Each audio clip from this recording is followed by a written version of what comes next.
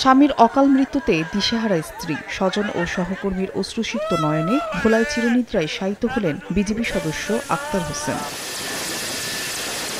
শনিবার সকালে আক্তারের লাশবাহী হেলিকপ্টার পৌঁছায় ভোলার দৌলত খান হেলিপ্যাডে। সেখান থেকে মরদেহ নেওয়া হয় গ্রামের বাড়ি কলেজ রোড এলাকায়। এ সময় কান্নায় ভেঙে পড়েন স্বজনরা। শেষবারের মতো বিদায় জানান আত্মীয় স্বজন ও এলাকাবাসী।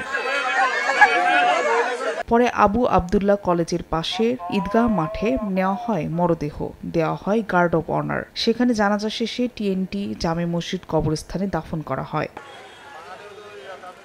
সীমান্তে প্রাণহানি কমাতে সরকারকে কার্যকরী পদক্ষেপ নেওয়ার দাবি পরিবারের।